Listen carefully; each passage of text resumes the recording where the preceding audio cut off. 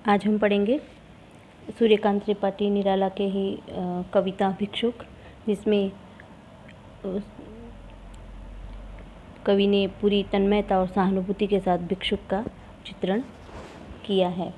यह प्रतिपादित किया है कि भिक्षुक जूठी पतले चाटते रहते हैं, परंतु उन सब में भी उसे असुविधा होती है, क्योंकि उन पतलों को झपट लेने के लिए कुत्ते भी तैयार खड़े रहते हैं। तो इस कविता के माध्यम से कवि ने ये संदेश दिया है कि निर्धन व्यक्तियों के प्रति हमें दया एवं सहानुभूति का भाव रखना चाहिए।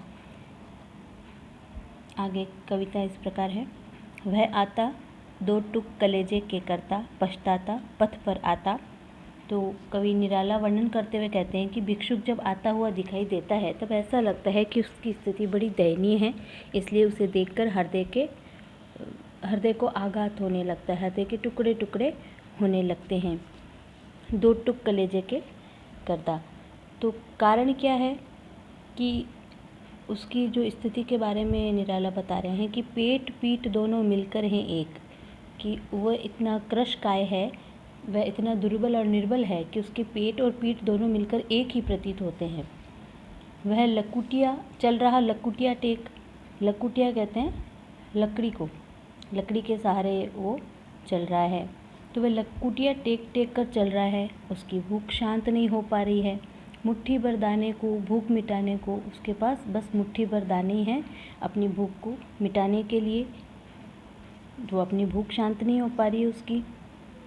यही कारण है कि एक मुट्ठी दाने को प्राप्त करने के लिए अपनी वह भूख मिटाना चाहता है। इसके लिए मुंह फटी पुरानी झोली को फैलाता, इसलिए वह अपनी जो झोली है उसके पास वो भी पूरी तरह से सिली हुई नहीं है, फटी हुई है। तो वो लोगों के आगे याचना करता है, अपनी पुरानी सी फटी पुरानी झोली फैलाता है, अर्थात भिक्षा की याचना करता है। तो उसकी इस स्थिति को देखकर ही हमारे हृदय के टुकड़े टुकड़े होने लगते हैं। दो टुक कलेजे के करता, पछताता पथ पर आता। साथ दो बच्चे भी हैं सदा हाथ फैलाए, बाएं से वे मलते हुए पेट को चलते और दाहिना दया दृष्टि पाने की ओर बढ़ाए। तो उस गरीब की ओर किसी का ध्यान नहीं जाता, इसलिए दुख का अनुभव करता हुआ, अपने जीवन पर पश्चाताप करता हुआ वह नित्य प्रति एक ही मार्ग पर आता जाता दिखाई देता है। तो कवि वर्णन करता है कि उस भिखारी के साथ में दो बच्चे भी हैं जो सदा ही भिक्षा के लिए हाथ फैलाए रहते हैं।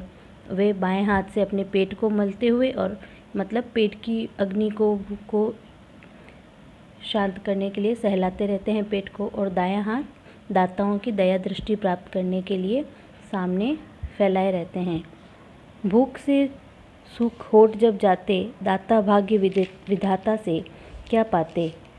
आगे कवि कहते हैं कि भिक्षुक जब भूख से व्याकुल हो जाता है और प्यास से उसके होठ सूखने लगते हैं, तब उसकी स्थिति बड़ी दयनीय हो जाती है। ऐसी स्थिति में कोई व्यक्ति दाता बनकर उसकी सहायता नहीं करता है। घूंट आंसुओं के पीकर रह जाते, चाट रहे जूठी पत्तल वे कभी सड़क पर खड़े हुए।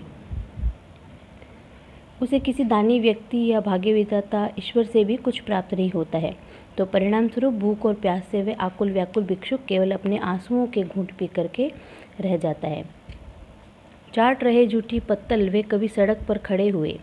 कवि कहता है कि कभी कभी भिक्षुक सड़क के किनारे खड़े रह कर के जूठी पतले चाटते हुए दिखलाई देते हैं, किंतु वह उन पतलों को झपट लेने के लिए कुत्ते भी वहाँ खड़े रहते हैं। तो ऐसी भावुक और करुणा की स्थिति दिखाई पड़ती है। ठहरो अहो ए मेरे हृदय में, अमृत में सींच दूंगा, अभिमन्यु जैसे हो सकोगे तुम, तुम्हारे दुख में मैं अपने हृदय में खींच लूँगा। तो यहाँ अभिमन्यु किसके लिए कहा गया है?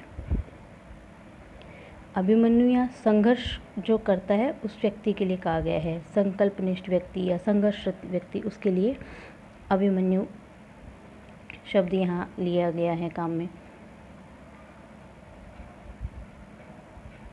इसलिए कवि कहते हैं कि मैं अपने हृदय का सारा अमृत निकालकर उसके सूखे होठों को सरस कर दूंगा और इसकी भूख को शांत कर दूंगा। व्यक्ति यदि प्रयास करे तो दृढ़ संकल्प करके वह अभिमन्यु की भांति संघर्ष करता हुआ अपने जीवन को सुमार्ग पर ले जा सकता है।